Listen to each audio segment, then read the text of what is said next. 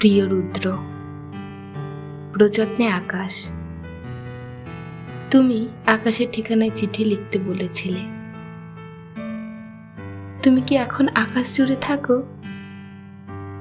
তুমি আকাশে উড়ে বেড়াও তুলোর মতো, পাখির মতো।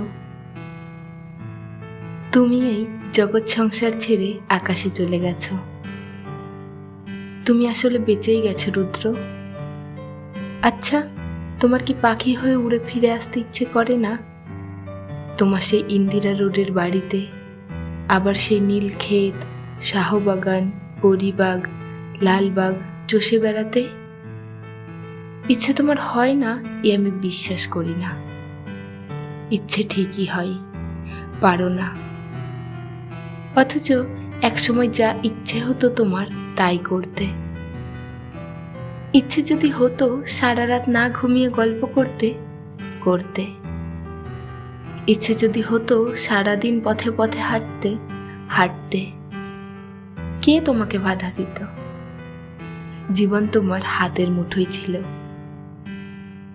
এই জীবন নিয়ে যেমন ইচ্ছে খেলেছ। আমার ভেবে অবাক লাগে জীবন এখন তোমার হাতের মুঠোয় নেই।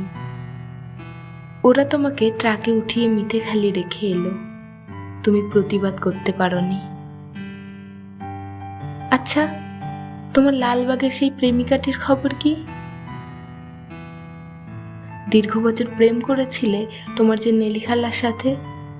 তার উদ্দেশ্যে তোমার দিস্তা দিস্তা প্রেমের কবিতা দেখে আমি কি ভীষণ কেঁদেছিলাম একদিন। তুমি আর কারোর সঙ্গে প্রেম করছো, এ আমার সইতো না। কি অবুঝ বালিকা ছিলাম, তাই কি? যেন আমাকেই তোমার ভালোবাসতে হবে, যেন আমরা দুজন জন্মেছি দুজনের জন্য। যেদিন ট্রাকে করে তোমাকে নিয়ে গেল বাড়ি থেকে, আমার খুব দম বন্ধ লাগছিল।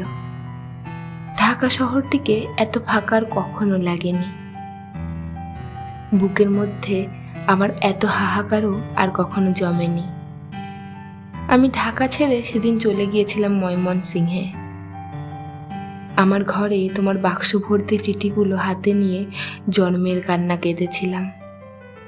আমাদের বিচ্ছেদ ছিল 4 বছরের। এত বছর পরও তুমি কি গভীর করে বুকের মধ্যে রয়ে গেছিলে, সেদিন আমি টের পেয়েছি। আমার বড় হাসি পাই দেখে। এখন তোমার শয়ে শয়ে বন্ধু বেরোচ্ছে। তারা তখন কোথায় ছিল, যখন পয়সার অভাবে তুমি একটি সিঙ্গারা খেয়ে দুপুর কাটিয়েছ? আমি না হয় তোমার বন্ধু নই, তোমাকে ছেড়ে চলে এসেছিলাম বলে। এই যে এখন তোমার নামে মেলা হয়, তোমার চেনা এক আমিই বোধ হয় অনুপস্থিত থাকি মেলায়। যারা এখন রুদ্র রুদ্র বলে মাতন করে, বুঝি না তারা তখন কোথায় ছিল। শেষ দিকে তুমি শিমুল নামের এক মেয়েকে ভালোবাসতে। বিয়ের কথা হচ্ছিল। আমাকে শিমুলের সব গল্প একদিন করলে। শুনে তুমি বোঝোনি আমার খুব কষ্ট হচ্ছিল। এই ভেবে যে তুমি কি অনায়াসে প্রেম করছো, তার গল্প শোনাচ্ছ। ঠিক এই রকম অনুভব একসময় আমার জন্য ছিল তোমার। আজ আরেকজনের জন্য তোমার অস্থিরতা। নির্ঘুম রাত কাটাবার গল্প শুনে আমার কান্না পায় না বলো? তুমি শিমুলকে নিয়ে কি কি কবিতা লিখলে তা দিব্যি বলে গেলে। আমাকে আবার জিজ্ঞেসও করলে কেমন হয়েছে। আমি বললাম খুব ভালো। শিমুল মেয়েটিকে আমি কোনোদিন দেখিনি। তুমি তাকে ভালোবাসো যখন নিজেই বললে, তখন আমার কষ্টটাকে বুঝতে দেইনি। তোমাকে ছেড়ে চলে গেছি ঠিকই, কিন্তু আর কাউকে ভালোবাসতে পারিনি। ভালোবাসা যে যাকে তাকে বিলোবার জিনিস নয়। আকাশের সঙ্গে কত কথা হয় রোজ, কষ্টের কথা, সুখের কথা। একদিন আকাশ ভরা জ্যোৎস্নায় গা ভেসে যাচ্ছিল আমাদের। তুমি 2-4টি কষ্টের কথা বলে নিজের লেখা একটি গান শুনিয়েছিলে। ভালো আছি, ভালো থেকো, আকাশের ঠিকানায় চিঠি দিও। মংলায় বসে গানটি লিখেছিলে। মনে মনে তুমি কার চিঠি চেয়েছিলে? আমার, নেলি খালার? শিমুলের। অনেক দিনের ইচ্ছে তোমাকে একটা চিঠি লিখি। একটা সময় ছিল তোমাকে প্রতিদিন চিঠি লিখতাম, তুমিও লিখতে প্রতিদিন।